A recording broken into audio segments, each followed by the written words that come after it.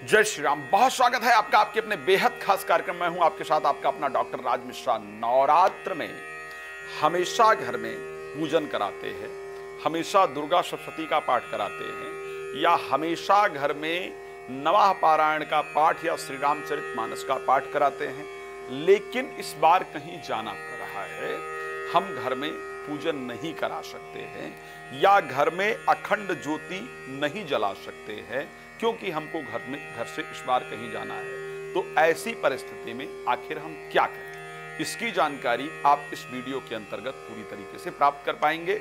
या एज इत्यादि ज्यादा हो गई है तो ऐसी परिस्थिति में हम पाठ इत्यादि नहीं कर सकते हैं या पूजन की व्यवस्था नहीं कर सकते हैं, तो आखिर हमको क्या करना चाहिए। देखिए, एक बात ध्यान रखिएगा, शास्त्र क्या कहता है।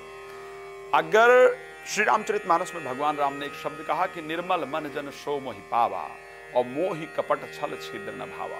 भगवान ने कहा कि निर्मल मन से की गई मेरी आराधना आपके लिए स्वीकार्य है। अगर आप सदैव पाठ करते थे, अपने घर में स्वयं करते थे, चाहे वो श्री रामचरितमानस का अखंड पाठ करते थे या नवरात्र में दुर्गा जी के 9 दिन की आराधना या उनका पाठ इत्यादि करते थे, अगर संभव है कि आप पाठ नहीं कर सकते हैं, आपका स्वास्थ्य इत्यादि बेहतर नहीं है, ऐसी परिस्थिति में संभव है किसी ब्राह्मण इत्यादि को, जिनको श्रद्धा से मानते हो, जिन पर आपका भरोसा, एक गलती नहीं करना चाहिए।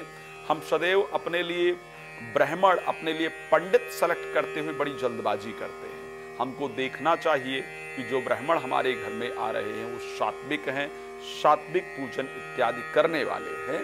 ऐसे ब्राह्मण को बुला करके 9 दिन तक आप स्वयं नहीं कर पा रहे हैं, आप उनको संकल्प दे करके और अपने परिवार की सुख शांति हेतु अपने घर में उनको पाठ करने के लिए बुलवाएं, पूजन करें, पाठ इत्यादि करें। इस प्रकार किया जा सकता है।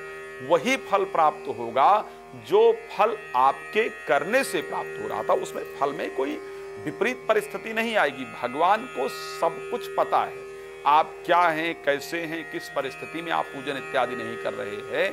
तो ऐसी परिस्थिति के अंतर्गत भगवान को सब कुछ पता है। किसी ब्राह्मण को घर में बुला करके आप पाठ करवा सकते हैं, करवा सकती हैं। अगर वो भी संभव नहीं है, कि पॉसिबल नहीं है, हम ऑफिस जाते हैं, लेकिन एक बात ध्यान रखिएगा, अगर घर में भी ब्राह्मण आकर के पूजन कर रहे हैं या पाठ कर रहे हैं और आपके घर में भगवान का आवाहन हुआ है, आदिशक्ति का आवाहन हुआ है, तो कोई घर में हमेशा रहना चाहिए।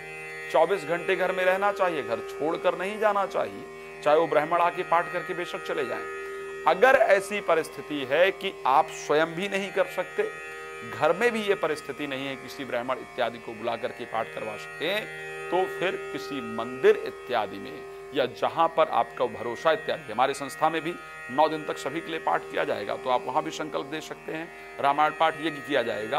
तो कहीं भी जहां आपकी श्रद्धा है, जहां आपको लगता है कि यहां मेरा कार्य प्रॉपर विधि के साथ किया जाएगा, तो वहां आप अपना प्रॉपर संकल्प दे करके वहां पाठ इत्यादि आप अपना संकल्प करा करके और प्रॉपर विधि के साथ करा सकते हैं। तो इस प्रकार दोनों प्रक्रियाओं का आप प्रॉपर पालन कर सकते हैं। बट जो क्रम पीछे से चलता आ रहा है उस क्रम को कंटिन्यू रखा जाए, इस प्रकार का प्रयास हमको जरूर करना चाहिए। अखंड ज्योति हमेशा जलाते थे, कोई विशेष पूजन नहीं करते थे, अखंड ज्योति इत्यादि जलाते थे। इस बार अखंड ज्योति इत्यादि आप नहीं जला रहे हैं, नहीं जला पा रहे हैं किसी कारण से, तो फिर क्या करना है आपको, किसी मंदिर इत्यादि में घी दे करके या कहीं भी जहां पर हो सकता है घी दे करके, ज्योति खरीद करके दे करके, पूरी सामग्री दे करके और प्रार्थना करते हुए कि विप्र देवता जो भी वहां के पृष्ठ इत्यादि हैं, जो ब्राह्मण इत्यादि हैं, उनसे प्रार्थना करते हुए कि हमारे निमित्त, हमारे नाम से 9 दिन तक ये अखंड ज्योति प्रज्वलित रहे, इसके लिए हम आपसे प्रार्थना करते हैं। कुछ दक्षिणा इत्यादि दे करके उनको संकल्प प्रॉपर तरीके से दे देना चाहिए ताकि वो अखंड ज्योति इत्यादि कर पाएं। इसी प्रकार यदि आप खेतरी बेचते हैं या कलश स्थापित करते हैं तो इसी प्रकार आप संकल्प दे सकते हैं। कोई भी धार्मिक कार्यक्रम आप आयोजन करना चाहते हैं, श्रीमद् भागवत कथा, राम कथा या शिवपुराण की कथा इत्यादि, या कोई भी धार्मिक कार्यक्रम यदि आप आयोजन करना चाहते हैं या करना चाहती हैं तो संस्था से संपर्क कर सकते हैं।